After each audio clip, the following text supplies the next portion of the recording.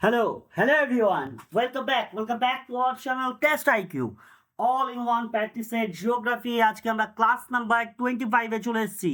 তো আমি তোমাদের সঞ্জয় স্যার আজকে জিওগ্রাফি মূলত তিনটে পার্ট সেগুলো নিয়ে আলোচনা করব।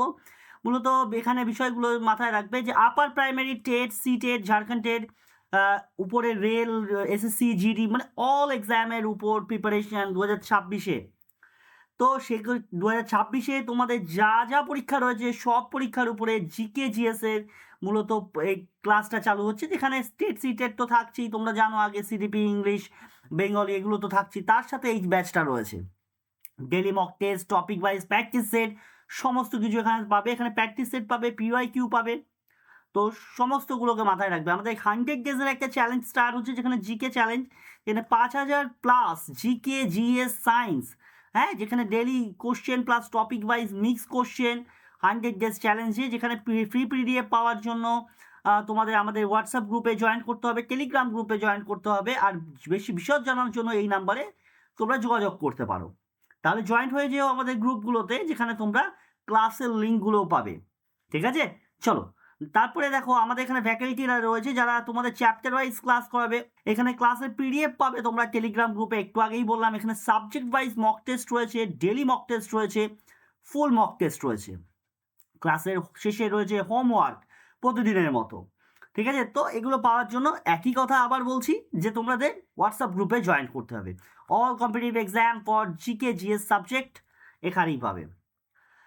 আজকের টপিকগুলো হচ্ছে ভারতের জলবায়ু, ভারতের মৃত্তিকা, ভারতের স্বাভাবিক উদ্ভিদ এবং অরণ্য। অবশ্যই, হ্যাঁ, স্বাভাবিক উদ্ভিদ, তার সাথে অরণ্য যুক্ত থাকে। তো আজকে আমরা এই টপিকগুলো নিয়ে আমাদের সেট নাম্বার 7 স্টার্ট করতে যাব। ফার্স্ট কোশ্চেন আমাদের এখানে কি বলেছে দেখো, মৌসুমী বায়ুর প্রধান চালিকা শক্তি কোনটি? কোশ্চেনটাকে ভালো করে পড়ো আগে। মৌসুমী বায়ুর প্রধান চালিকা শক্তি কোনটি? অপশন দিয়েছে কেরিওলোসিস বল, ভূমি ও সমুদ্রের তাপমাত্রার যে পার্থক্য সেটা, বা পশ্চিমী ঝঞ্ঝা, নাকি নিরপেক্ষ নিম্নচাপ বলয়। তোমাদের অ্যান্সারগুলো কমেন্ট সেকশনে অবশ্যই দেবে। ভারতের মৌসুমী বায়ু মূলত যেটা একটা পার্থক্য সৃষ্টি হয়, যেটা ভূমি এবং সমুদ্রের যে তাপমাত্রা সেটার পার্থক্যের জন্য তো ভারত মূলত মৌসুমী জলবায়ুর দেশ, যেখানে ভূমি এবং সমুদ্র অর্থাৎ স্থলভাগ এবং জলভাগের মধ্যে যে তাপমাত্রার পার্থক্য তার জন্য সৃষ্টি হয়। গ্রীষ্মকালে এই যে এখনের যে সময়টা, স্থলভাগ দ্রুত উত্তপ্ত হয় এবং একটা নিম্নচাপের তৈরি হয়। যেমন আজকে দেখো দুপুরে 11টা বা 12টার দিকে একটা গরম গরম ভাব লাগছিল, একটা ভাবসানো ভাব, তাই না? তো এই রকম ধরনের একটা নিম্নচাপ, যেটা সমুদ্র থেকে আর্দ্র বায়ু আসে এবং এর ফলে এটা সৃষ্টি হয়। মূলত এটা, তাহলে অ্যান্সার কি হবে তোমাদের? ভূমি এবং সমুদ্রের তাপমাত্রার যে পার্থক্য সেটার জন্য। পশ্চিমী ঝঞ্ঝা নয়, নিরক্ষীয় নিম্নচাপ বলয়ও নয়, মাথায় থাকে জানি সবার। তাহলে যদি প্রথম অপশনটা দেখি, কেরিওলোসিস বল কি? বায়ুর দিক পরিবর্তন করে, কিন্তু এটা প্রধান কারণ নয়। কেরিওলোসিস বল মূলত কি হয় স্যার? এটা বায়ুর দিক পরিবর্তন করে, বায়ুর দিক পরিবর্তন করে। এই যে ঝড়ের সময় বায়ুর যে দিকগুলো পরিবর্তন হয় তার জন্য। পশ্চিমী ঝঞ্ঝার প্রভাবে সাধারণত কখন বৃষ্টিপাত হয়? শীতকালে, নট গ্রীষ্মকালে। তাহলে এটা হয় মূলত কিসের জন্য? কোন সময়? শীতকালে, হ্যাঁ, পশ্চিমী ঝঞ্ঝার প্রভাবে। আর যদি নিরক্ষীয় নিম্নচাপ বলয় সহায়ক হলেও প্রধান নয়, কিন্তু এটা তোমরা বলতে পারো এটা কারণ হতে পারে তোমার 30% কারণ হতে পারে, কিন্তু এটা প্রধান কারণ নয় কোনো কোনো। হ্যাঁ, আমি একটু কালারটাকে একটু চেঞ্জ করে নিই না, এখন আবার কালার চেঞ্জ বলতে অনেকে অন্য কিছু ভেবে নিও না, কোনো সময় যা। ঠিক আছে, তাহলে আমাদের অ্যান্সার হচ্ছে ভূমি এবং সমুদ্রের তাপমাত্রার যে পার্থক্য সেটাকেই বোঝানো হচ্ছে। Very good, very good. Next দেখো, ভারতের দক্ষিণ পশ্চিম মৌসুমী বায়ু প্রধান আঘাত হানে কোথায়? ভারতের যে দক্ষিণ পশ্চিম মৌসুমী বায়ু, দেখো অপশন এ যদি আমরা দেখি, তাহলে আন্দামান নিকোবর দ্বীপপুঞ্জের কথা বলা হয়েছে এখানে। আন্দামানে আগে পৌঁছায়, যেখানটা হচ্ছে মূলত হচ্ছে মে মাসে। মে মাসে পৌঁছায়, কিন্তু ভারতের মূল ভূখণ্ডে প্রথম কিন্তু কোথায় পৌঁছায় স্যার? কেরালাতে। ভারতে আন্দামান নিকোবর দ্বীপপুঞ্জে পৌঁছে যায় এটা বিষয়, কিন্তু প্রথম ফার্স্ট হচ্ছে কেরালা। ঠিক আছে, তাহলে অপশন এ এখানে আমরা এলিমেন্ট করতে পারি, তাহলে অপশন এ আমাদের হচ্ছে না। আচ্ছা, কেরালা তো বলেই দিলাম, তাহলে আমাদের কেরালা অ্যান্সার অপশন বি, যেটাতে হয় হচ্ছে 1 জুন। 1 জুন, হ্যাঁ 1 জুন, হ্যাঁ 1 জুনে দক্ষিণ পশ্চিম মৌসুমী বায়ু কেরালা উপকূলে এসে পৌঁছায়। সি পশ্চিমে পরে পৌঁছায় জুনের মাঝামাঝি, যদি দেখি আমরা পশ্চিম উপকূলে হচ্ছে জুনের মাঝামাঝি, জুনের মাঝামাঝি, জুনের মাঝামাঝিতে পৌঁছায় পশ্চিম, আর গুজরাটে তো আরো পরে পৌঁছায়। তাহলে প্রথম কোথায় পৌঁছায়? কেরালার পশ্চিম উপকূলে, যেটা হচ্ছে 1 জুন, পশ্চিম উপকূলে জুন মাসে পৌঁছায়, কিন্তু সেটা জুনের মাঝামাঝি, মানে তুমি 15 জুন ধরে রাখতে পারো। ঠিক আছে, আন্দামান নিকোবরে কিন্তু পরে পৌঁছায় কেরালার পরে। তাহলে কেরালা উপকূল হচ্ছে রাইট অ্যান্সার এখানে। Very good, very good. চলো যারা যারা অ্যান্সার দেবে, দেখো লু কি ধরনের বায়ু? এটা শুষ্ক আর্দ্র বায়ু, উষ্ণ শুষ্ক বায়ু, শীতল এবং শুষ্ক বায়ু, উষ্ণ এবং আর্দ্র শুষ্ক বায়ু। দেখো কোশ্চেনে তোমাকে অপশনে কনফিউজ করছে, কোশ্চেনগুলো অপশানগুলো যেগুলো দিয়েছে তা খুব কনফিউজিং। প্রথমে আমাদের জানতে হবে যে স্যার লুটা কি। লু হলো এমন একটা প্রবাহিত বায়ু যেটা অত্যন্ত গরম। তোমরা খেয়াল করবে যে গরম যেখানে প্রচন্ড পরিমাণে বেশি পড়ে, আমাদের ওয়েস্ট বেঙ্গলে যদি শেষের দিকে আমরা চলে যাই, বর্ধমানের ওই সাইডগুলো যেগুলো ঝাড়খণ্ডের সাথে একসাথে বাউন্ডারি লাইন শেয়ার করছে, ঝাড়খণ্ড, বিহার, ওয়েস্ট বেঙ্গলের সামান্য কিছু জায়গা, তো সেখানে আমরা কি দেখবো, একটা গরমের সময় দুপুরের দিকে একটা গরম বায়ু প্রবাহিত হয়, যেটা নাক দিয়ে ঢুকলে আমাদের মাথা, ওঠাটা, চোখ মুখ সব জ্বালা করে। সেই ধরনের বায়ু যেটা মূলত উত্তর পশ্চিম দিক থেকে গ্রীষ্মকালে প্রবাহিত হয়। ঠিক আছে, এই লু কোথা থেকে প্রবাহিত হয়? উত্তর পশ্চিম দিক থেকে স্যার, উত্তর পশ্চিম দিক থেকে, উত্তর পশ্চিম দিক থেকে প্রবাহিত হয়। কখন প্রবাহিত হয় স্যার? গ্রীষ্মকালে, মানে এই সময়। খুব ইম্পর্টেন্ট কিন্তু। তাহলে গ্রীষ্মকালে উত্তর পশ্চিম দিক থেকে এই লু বায়ুটা প্রবাহিত হয়। এই বায়ুটা কিরকম স্যার? গরম ও শুষ্ক প্রকৃতির হয়ে থাকে। তাহলে যদি গরম আর শুষ্ক বলি, তাহলে অপশন অনুযায়ী উষ্ণ ও শুষ্ক প্রকৃতি। ঠিক আছে, তাহলে যদি প্রথম অপশনটা শীতল তো নয়, বরং হচ্ছে গরম, শীতল তো হবেই না, তার কাছে এই অপশনটা এলিমিনেট করতে পারো তোমরা শীতলের জন্য। এখানেও যেহেতু শীতল রয়েছে, শীতল তো নয়, শুষ্ক হতে পারে, কাজে শুষ্কটা ঠিক। হ্যাঁ, আর গ্রীষ্মকালে তো অবশ্যই সেটা উষ্ণ শুষ্ক হবেই। তাহলে শুষ্কটা এখানে ঠিক হলেও এখানে কিন্তু পুরোটা ঠিক হচ্ছে না। উষ্ণ ও আর্দ্র, এই অপশনটা কি হতে পারে? না, আর্দ্র নয়। হ্যাঁ, আমরা এই বায়ুটাকে আর্দ্র বলতে পারি না, আমরা উষ্ণ শুষ্ক বলতে পারি। তাহলে অপশন অনুযায়ী বি অ্যান্সার। দেখো কত কাছাকাছি তোমাদের অপশনগুলো দিয়ে দিয়েছে তোমাদের কনফিউজ করার জন্য। চলো নেক্সট কোশ্চেন দেখো, ভারতের বৃষ্টিপাতের প্রধান উৎস কি?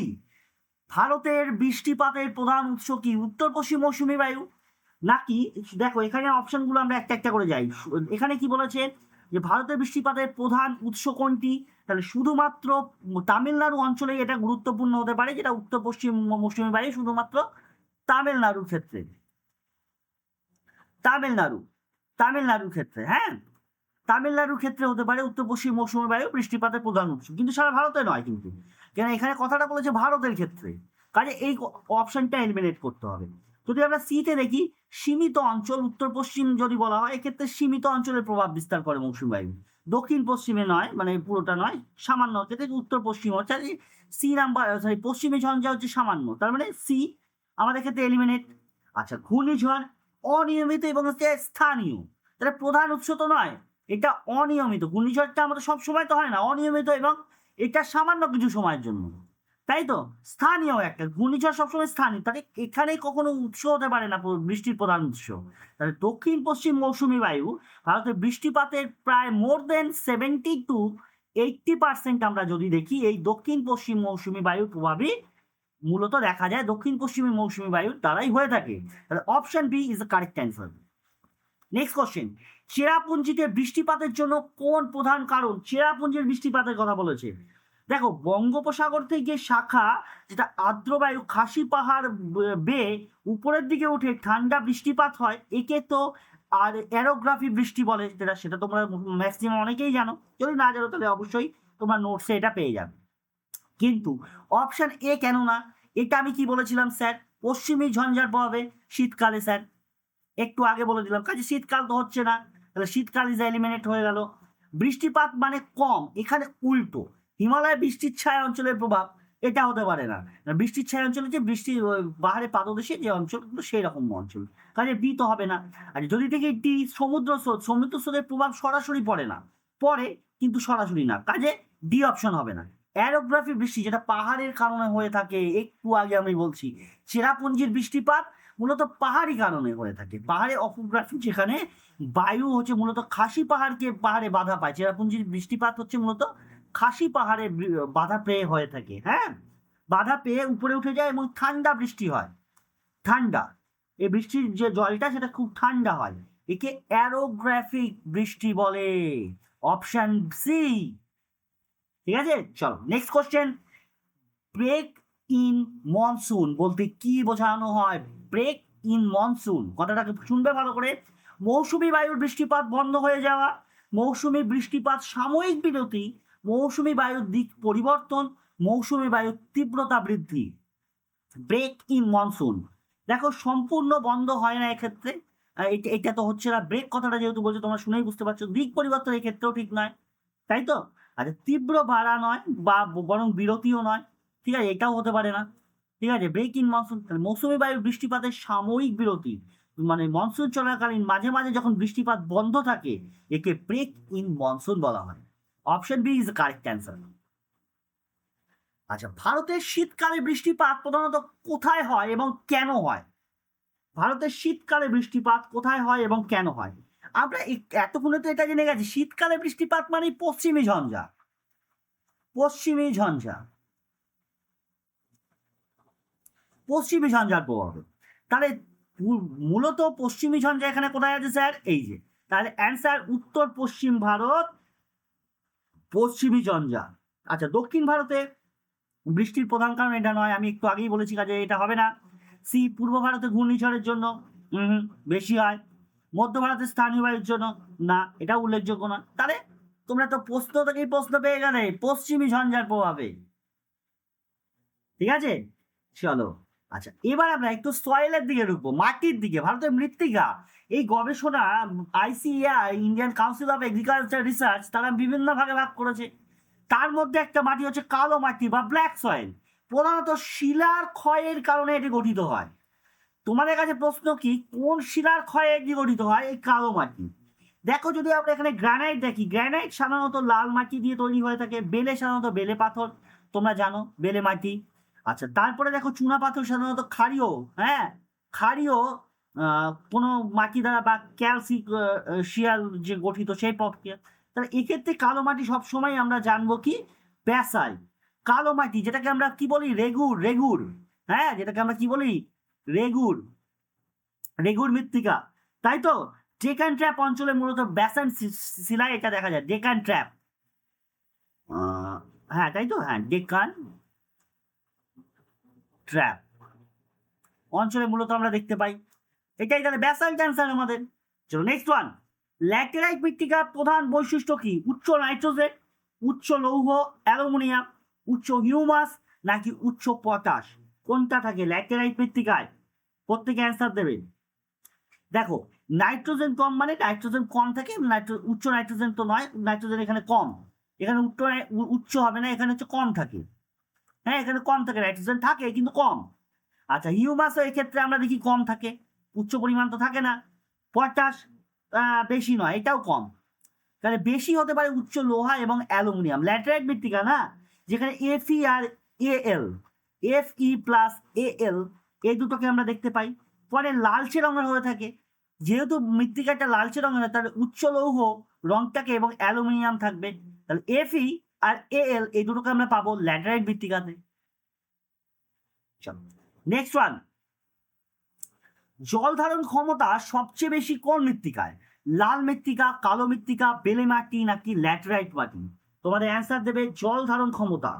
দেখো, এখানে ধরো যদি আমি অপশন এ দেখি, লাল মৃত্তিকা, এটা কিন্তু মাঝারি ধরনের, এটাতে আমরা বলতে পারি যে মাঝারি ধরনের জল ধারণ ক্ষমতা, খুব বেশি নয়। ঠিক আছে। আচ্ছা, বালি মাটিতে একদমই নেই, খুব কম, এটাতে আমরা খুব কম, খুব কম পরিমাণে দেখতে পারি, মানে বালি জল ধরে রাখতে পারেই না। হ্যাঁ, এই মাটিটা, এই যে ল্যাটেরাইট মৃত্তিকা, এটা হচ্ছে কম উর্বর, জল ধারণ ক্ষমতাও কম। কাজে আমাদের এখানে ডি হচ্ছে না, সি হচ্ছে না, এ হচ্ছে না। তাহলে এখানে কোনটা হবে স্যার? কালো হবে। কালো মাটির কণাগুলো সূক্ষ্ম এবং কাদার মাটির মধ্যে হওয়ার কারণে এটা জল ধারণ ক্ষমতাটাও বেশি।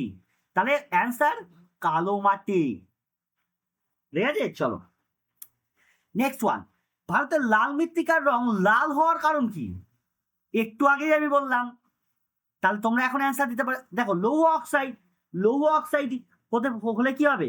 লোহা এবং অক্সাইড, যেখানে Fe আর Al থাকবে, তার মানে লৌহ অক্সাইড হচ্ছে এক্ষেত্রে কারেক্ট অ্যান্সার। অ্যালুমিনিয়াম অক্সাইড না, অ্যালুমিনিয়াম অক্সাইড রং তৈরি করে না, কাজে এটা হবে না। ক্যালসিয়াম কার্বনেট চুনা পাথরের উপাদান, এটা ক্যালসিয়াম কার্বনেট তো চুনা পাথরের উপাদান, তাহলে কি করে হবে স্যার? হবে না।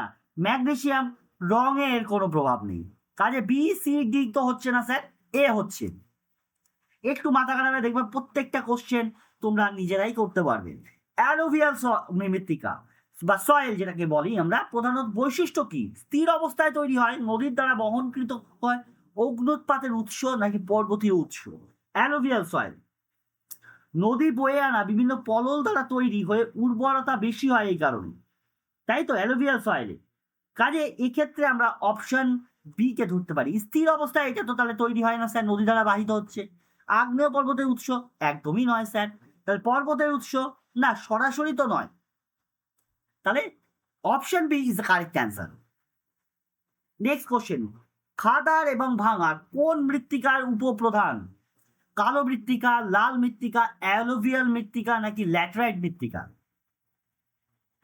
দেখো খাদার বলতে কি বলা হয় স্যার? খাদার বলতে বলা হয় স্যার নতুন মাটি, যেখানে ধরো এখন বন্যা হয়েছে, বন্যার পরে মাটি নদীর মাটি দুকুল ভেসে গেছে, সেরকম ধরনের নতুন পলল। আর কয়েক বছর যেখানে বন্যা হয়নি যে জলটা, সেটা হচ্ছে পুরনো মাটি। তাহলে তোমরা এখান থেকেই বুঝতে পারছো, তাহলে অ্যালোভিয়াল মৃত্তিকা এই দুই ধরনেরই ইসে করে, তার মানে কোনটা হবে answer? Option C is a correct answer. চলো নেক্সট ওয়ান, লবণাক্ত ও ক্ষারীয় মৃত্তিকা প্রধানত কোথায় বেশি দেখা যায়? লবণাক্ত, কম বৃষ্টির কারণে লবণ ধুয়ে যায় না, জমা হয়, কাজে এটা আমরা শুষ্ক এবং আধা শুষ্ক অঞ্চলে বেশি দেখতে পাই। উচ্চ বৃষ্টিপাতযুক্ত অঞ্চলে কখনোই দেখা যাবে না, পার্বত্য অঞ্চলে তো নাই, এবং বনাঞ্চলে তো সম্ভবই নয়। তাহলে উষ্ণ এবং আধা শুষ্ক অঞ্চলে এটা হতে পারে। একটু মাথা খারাপে প্রতিটা কোশ্চেনে তোমরাই অ্যান্সার পারবে। কোন মৃত্তিকা তুলা চাষের পক্ষে সবচেয়ে উপযোগী? লাল মৃত্তিকা, কালো মৃত্তিকা, বেলে মৃত্তিকা নাকি ল্যাটেরাইট মৃত্তিকা? 15 নাম্বার কোশ্চেন তোমাদেরই জন্য। দেখো ফার্স্ট দেখো, যদি আমি বলি এ নাম্বার কোশ্চেন, এ নাম্বারে কি? এটা তো আমি একটু আগেই বললাম মাঝারি, একটু আগে বললাম না তোমাদের এটা মাঝারি তো। আচ্ছা সি দেখো কি বলেছে, বেলে পাথর এতে জল ধরে রাখতে পারে না, জল ধরে রাখতে পারে না, এরা তো জল ধরে রাখতে পারে না। আর ল্যাটেরাইট মৃত্তিকা কি? এটা কম উর্বর, এটা তো কম উর্বর না। তাহলে কালো মাটি, কালো মাটি বা কটন সয়েলও বলা হয় একে, হ্যাঁ একে কটন সয়েলও বলা হয়, আরেকটা নাম তোমরা জেনে রাখো, কটন সয়েল। চলো নেক্সট ওয়ান, পিট এবং জলবদ্ধ মৃত্তিকা, ভালো করে শুনবে, পিট ও জলবদ্ধ মৃত্তিকা প্রধান বৈশিষ্ট্য কি? সরি এক্সকিউজ মি, কম জৈব পদার্থ, বেশি জৈব পদার্থ, বেশি লবণ নাকি বেশি লোহা? অপশনে এটা তো সম্পূর্ণ উল্টোই হয়ে যাচ্ছে। এই মৃত্তিকায় জৈব পদার্থ অর্গানিক ম্যাটার যেগুলোকে আমরা বলি, মূলত অর্গানিক ম্যাটারটা একটু বেশি পরিমাণ, অত্যন্ত বেশি, কাজে রংটাও কিন্তু এক্ষেত্রে গাঢ় হয়, হ্যাঁ গাঢ় রং হয় এর ক্ষেত্রে। তাহলে এইটা অ্যান্সার কি হবে স্যার? অবশ্যই বেশি, যেহেতু অর্গানিক ম্যাটার বা জৈব পদার্থ বেশি, তাহলে এটা কম জৈব পদার্থ উল্টো হয়ে যাচ্ছে, বেশি লবণ উল্টো, বেশি লোহা অবশ্যই না। দেখো বেশি লোহা বা লবণ একটু, লোহাটা বলতে পারো এফি একটু সামান্য পরিমাণে থাকে, কিন্তু অতটাও নয়। মরুভূমির মৃত্তিকার প্রধান সমস্যা কি? কি সমস্যা মরুভূমির মৃত্তিকার? দেখো এখানে কি বলেছে, মরুভূমির মৃত্তিকার জল ধারণ ক্ষমতা কম, বেশি নয়, হ্যাঁ অতিরিক্ত জল ধারণ ক্ষমতা, এটা তো হতেই পারে না, তাই না? আচ্ছা তারপরে দেখো বি কি বলেছে, কম জৈব পদার্থ এবং আর্দ্রতা, একদমই তাই, জৈব পদার্থের পরিমাণ কম এবং আর্দ্রতা তো বেশি, তাহলে অতিরিক্ত নাইট্রোজেন না, বাস্তবে নয়, অতিরিক্ত হিউমাস একদমই না, তাহলে option B is the correct. উষ্ণ বায়ুমণ্ডলীয় চিরসবুজ অরণ্য বা ট্রপিক্যাল এভারগ্রিন ফরেস্ট প্রধানত কোথায় দেখা যায়? পশ্চিমঘাট, আন্দামান নিকোবর দ্বীপপুঞ্জে? একদম, এক সেকেন্ড, জাস্ট ওয়ান সেকেন্ড, একদম কোথায় দেখা যায় দেখো, ফার্স্ট যদি আমি বি দেখি, গাঙ্গেয় সমভূমি অঞ্চলে মূলত পত্রঝরা বন আমরা দেখি, যেগুলো পাতাগুলো ঝরে যায় বছরে একটা নির্দিষ্ট সময়। দাক্ষিণাত্য মালভূমিতে আমরা পত্রঝরা শুষ্ক দেখি। হ্যাঁ, তো এই ক্ষেত্রে হচ্ছে না অ্যান্সার। তাহলে পারফেক্ট যদি আমাদের অ্যান্সার বলে, তাহলে option A is the correct answer. যেখানে 200 সেমি প্লাস উচ্চতায় আমরা যদি দেখি, তাপমাত্রা আঞ্চলিক গঠনে পশ্চিমঘাট পর্বত যেখানটা আমরা বলছি, উত্তর পূর্ব ভারত এবং আন্দামান নিকোবর দ্বীপপুঞ্জ সেখানটা। তাহলে option A is the correct answer. Next one, monsoon অরণ্য বলতে কোন ধরনের অরণ্যকে বোঝানো হয়? চিরহরিত অরণ্য, পত্রঝরা অরণ্য, কাঁটাঝোপ অরণ্য, নাকি ম্যানগ্রোভ অরণ্য? মনসুন অরণ্য, মনসুন অরণ্য। দেখো, মনসুন অরণ্য বলতে মনসুন অরণ্যের প্রভাবে গাছপালা শুকনো মৌসুমিতে পাতা ঝরে যায়, এবং এই পত্রঝরা বনকে মনসুন অরণ্য বলা হয়। তাহলে যেটা একটা নির্দিষ্ট সময়, যেমন ধরো পেয়ারা, অর্জুন, এই ধরনের গাছ, তারপর চালতে, হ্যাঁ, এগুলো একটা নির্দিষ্ট সময় দেখো পাতা ঝরে যায়, তোমরা বাড়ির আশেপাশে যেটা দেখতে পাবে। নেক্সট, কোনটি জোয়ার ভাটার প্রভাবে গঠিত উদ্ভিদ? শাল বন, সেগুন বন, সুন্দরী ম্যানগ্রোভ, নাকি কাটা ঝোপঝাড়? ম্যানগ্রোভ অরণ্য বা সুন্দরবন অঞ্চলে যে উদ্ভিদগুলো আমরা দেখতে পাই, সেগুলো সুন্দরবন অঞ্চলে হয়ে থাকে, যেগুলো মূলত ম্যানগ্রোভ উদ্ভিদ বলে থাকি আমরা। সেগুলো জোয়ার ভাটার কারণে হয়ে থাকে, এবং তাদের অভিযোজনগত বৈশিষ্ট্য আমরা তাই দেখি, যেমন ধরো শ্বাসমূল, ঠেসমূল, এগুলো দেখতে পাই। কাজে অ্যান্সার হবে সুন্দরবন ম্যানগ্রোভ। অপশন সি, স্থলভাগে বন, তো এ বি হবে না, এগুলো দুটোই স্থলভাগের ক্ষেত্রে, এটা দুটোই স্থলভাগ, এই দুটোই স্থলভাগ। আর ওই কাটা ঝোপঝাড় হচ্ছে শুষ্ক। হ্যাঁ, মাথায় রাখবে, এটা হচ্ছে শুষ্ক, শুষ্ক ক্ষেত্র। একদম। আবার তোমাদের বলছি, চ্যানেলটিকে সাবস্ক্রাইব করে রাখবে, এবং সেশনটাকে অবশ্যই লাইক করে দেবে, এবং বন্ধুদের সাথে অবশ্যই শেয়ার করবে। শুষ্ক অঞ্চলে কোন ধরনের উদ্ভিদ প্রধানত দেখা যায়? চিরহরিৎ বন, পত্রঝরা বন, কাটা ঝোপঝাড়, ম্যানগ্রোভ। 21, একদম। এখানে যেটা দেখা যায় সেটা হচ্ছে কাটা ঝোপঝাড়, একটু আগেই বললাম। আর এটা চিরহরিৎ বন অরণ্য কোথায়? উচ্চ বৃষ্টিপাতযুক্ত অঞ্চলে, উচ্চ বৃষ্টিপাত, বৃষ্টিপাতযুক্ত অঞ্চল, হ্যাঁ, যেখানে উচ্চ বৃষ্টিপাত হবে। আচ্ছা, পত্রঝরা হচ্ছে মাঝারি বৃষ্টি, যেখানে মাঝারি বৃষ্টি হবে। আর ম্যানগ্রোভ জানি আমরা, একটু আগেই বললাম, উপকূলীয়, উপকূলীয় অঞ্চল। তাহলে পত্রঝরা শুষ্ক অরণ্যে, যেটা আমি একটু আগে বললাম। নিম্নলিখিত কোন গাছটি চিরহরিৎ অরণ্যের বৈশিষ্ট্য বহন করে? নিম্নলিখিত কোন গাছটি? শাল, সেগুন, এবনি, নাকি বাবলা? এবনি গাছ বলতে মূলত চিরহরিৎ অরণ্যের এক ধরনের গুরুত্বপূর্ণ বৃক্ষই বলা হয় একে, তাহলে এবনি। আচ্ছা দেখো, যদি এখানে এটা এ আর বি, এটা তো পত্রঝরা, তোমরা একটু আগে বুঝে গেছো, যেটা নির্দিষ্ট সময় পাতাগুলো ঝরে যায়। বাবলা মূলত হচ্ছে শুষ্ক, শুষ্ক অঞ্চলে দেখতে পাই বাবলা, তাই না? তাহলে এবনি হয়ে গেল। কোন বনকে জোয়ার ভাটার বন বলা হয়? পত্রঝরা, চিরহরিৎ বন, ম্যানগ্রোভ বন, নাকি কাটা ঝোপঝাড় বন? প্রত্যেকে অ্যান্সার দেবে। একদম, ম্যানগ্রোভ বনকে বলা হয় mangrove. Option C is the correct. Next, ভারতের প্রাকৃতিক উদ্ভিদের বিস্তৃত প্রধানত কোনটির উপর নির্ভর করে? মাটির ধরন, জলবায়ু, জনসংখ্যা, না শিল্প? দেখো, এখানে অপশন অনুযায়ী তাপমাত্রা এবং বৃষ্টিপাত উদ্ভিদের ধরন নির্ধারণ করে থাকে মূলত। তোমরা এতক্ষণে যে এটা বুঝে গেছো, তার মানে তাপমাত্রা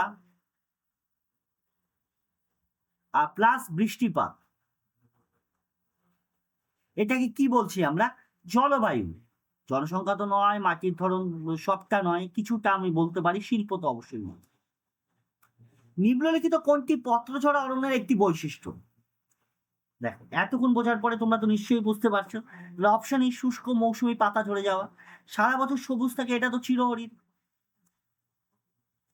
সরি চির সবুজ বা সবুজ বা হরিৎ, যাই বলো না কেন, চির সবুজ। আর লবণাক্ত মাটি ম্যানগ্রোভ, তাই না? আর কাটা ঝোপঝাড় তো তোমরা জানোই, এটা হচ্ছে শুষ্ক অঞ্চলে হয়ে থাকে। নেক্সট, ভারতে অরণ্য সংরক্ষণের জন্য জয়েন্ট ফরেস্ট ম্যানেজমেন্ট বা জেএফএম কর্মসূচির মূল উদ্দেশ্য কি? জেএফএম কর্মসূচির মূল উদ্দেশ্য, দেখো, জয়েন্ট ফরেস্ট ম্যানেজমেন্ট কর্মসূচির মূল উদ্দেশ্য স্থানীয় জনগণকে অংশগ্রহণে বন সংরক্ষণ করা। চিপকো আন্দোলনের পর এটা খুব জনপ্রিয় হয়ে ওঠে JFM। Option C is the correct answer. Next one, ভারতের বন নীতি বা ফরেস্ট পলিসি প্রধান লক্ষ্য কোনটি? দেখো, শিল্পের জন্য কাঠামো বৃদ্ধি, এটা তো অবশ্যই না, শিল্পের ফলে বনভূমি নষ্ট হয়ে যায়, তাই না? আমরা তো জানি শিল্পের ফলে কি কি হয়, বনভূমি নষ্ট হয়ে যায়, কাজে এটা কারেক্ট অ্যান্সার নয়। কাজে অপশন এ এলিমিনেট করতে হবে। সি ডি, বন নীতির উদ্দেশ্য কখনো নগরায়ন বৃদ্ধির ফলে এগুলো নষ্ট হয় না। পরিবেশের ভারসাম্য রক্ষা, option B is the correct answer. এখানে পরিবেশের ভারসাম্য বজায় রাখার সাথে সাথে জীব বৈচিত্র্য সংরক্ষণ করা হয়। নেক্সট ওয়ান, সামাজিক বনায়ন বা সোশ্যাল ফরেস্ট্রি যেটাকে বলা হয় বলতে কি বোঝানো হয়? 28। একদম, সামাজিক বনায়ন মাধ্যমে সাধারণ মানুষের প্রয়োজনে জ্বালানি কাঠ এবং খাদ্য, পশুখাদ্য গ্রাম অঞ্চলে বৃক্ষরোপণ করা, যার মূল উদ্দেশ্য নয় এক্ষেত্রে আমরা জানি, শুধুমাত্র এটা তো হতেই পারে না option A. Option C is correct নয়, শুধুমাত্র বাণিজ্যিক সংরক্ষণ নয়, তাহলে option B is the correct answer. Next one, Chipko মুভমেন্টের মূল উদ্দেশ্য কি? চিপকো মুভমেন্ট একদম বন ধ্বংস রোধ করা, বন নিধন রোধ করা চিপকো মুভমেন্টের মূল লক্ষ্য। ঠিক আছে, চলো নেক্সট ওয়ান, সংরক্ষিত বন বা রিজার্ভ ফরেস্ট সম্পর্কে সঠিক বক্তব্য কোনটি? তোমরা অ্যান্সার দেবে। দেখো, সংরক্ষিত বন বা ফরেস্ট্রি যেটাকে আমরা বলছি সম্পর্কে মূল বক্তব্য জনগণের স্বাধীনতা ব্যবহার বা সংরক্ষণ করা, এগুলো হচ্ছে ক্ষেত্রে হতে পারে, তাহলে option B is the correct answer. Option B is the correct answer. Very good. এরপরে তোমাদের কিছু হোমওয়ার্ক রয়েছে, দেখে নেবে সবাই। ফার্স্ট কোশ্চেন দেখো, 31 নাম্বার, ভারতের মৃত্তিকা অঞ্চলে প্রাকৃতিক কাঁটা ঝোপঝাড় উদ্ভিদ কোথায় বেশি দেখা যায়? একটু আগে করলাম আমরা, করবে। দক্ষিণ পশ্চিম মৌসুমী বায়ুর প্রভাবে কোন অরণ্যে গড়ে ওঠায়? দেখবে 32 নাম্বার কোশ্চেন। নেক্সট, কালো মৃত্তিকার সঙ্গে কোন ফসলের জলবায়ুর সম্পর্ক সবচেয়ে বেশি? করবে, করে অ্যান্সার দেবে কমেন্ট সেকশনে সবাই। সুন্দরী অঞ্চলে কোন ধরনের উদ্ভিদ বা উদ্ভিদ এসে একসঙ্গে দেখা যায়? অ্যান্সার দেবে। ভারতের কোন অঞ্চলে ল্যাটেরাইট মৃত্তিকা চির বন একসাথে দেখা যায়, চির সবুজ বন? অ্যান্সার দেবে। বন ধ্বংসর ফলে কোন সমস্যা সবচেয়ে বেশি বৃদ্ধি পায়? অবশ্যই দেবে। কোন মৃত্তিকা সবচেয়ে প্রভাবে, সেচের প্রভাবে আর কি লবণাক্ত ভারসাম্য দেখা যায়? অ্যান্সার দেবে। ভারতের কোন অরণ্যকে অর্থনীতির সবচেয়ে গুরুত্বপূর্ণ বলা হয়? কাটা ঝোপঝাড় বন, ম্যানগ্রোভ বন, উষ্ণমণ্ডলীয় পত্রঝরা বন নাকি পার্বত্য বন? অ্যান্সার দেওয়ার চেষ্টা করবে। ব্রেক ইন মনসুন দীর্ঘস্থায়ী হলে কোন সমস্যা সবচেয়ে বেশি হবে? ব্রেক ইন মনসুন তোমরা জানো, একটু আগে আমি বলেছি। সামাজিক বনায়নের প্রধান উদ্দেশ্য কোনটি? পরে অ্যান্সার দিলে তোমরা সবটা করতে পারবে। তাহলে আমি তোমাদের সঞ্জয় স্যার পুরো ক্লাসটাকে নিলাম, তার সাথে রয়েছে test IQ of all competitive exam, GK GS subject wise, concept clearance যেখানে তোমরা কনসেপ্ট পাবে। আরও ডিটেলসে জানার জন্য তোমরা আমাদের সাথে কন্ট্যাক্ট করতে পারো, অবশ্যই আমাদের হোয়াটসঅ্যাপ এবং টেলিগ্রাম গ্রুপে তোমরা জয়েন্ট হয়ে থাকো। তাহলে আমি তোমাদের সঞ্জয় স্যার আবার নেক্সট ক্লাসে তোমাদের সাথে দেখা হচ্ছে, ততক্ষণ বাই। এবং কমেন্ট সেকশনে অবশ্যই জানাবে তোমাদের ক্লাসটা কেমন লাগলো, প্রতিটা কোশ্চেনে অ্যান্সার দেবে এবং তোমাদের শেষে কয়টা কোশ্চেনে অ্যান্সার করবে, এবং হোমওয়ার্ক কিন্তু অবশ্যই করতে হবে। তাহলে দেখা হচ্ছে নেক্সট ক্লাসে, আবার কথা হবে, আবার ক্লাস হবে, ক্লাসের সাথে সাথে আবার তোমাদের সাথে দেখা হয়ে যাবে। ভালো থাকবে, সুস্থ থাকবে, ভালো করে পড়াশোনা করবে। নেক্সট ক্লাসে তোমাদের সাথে আবার দেখা হচ্ছে।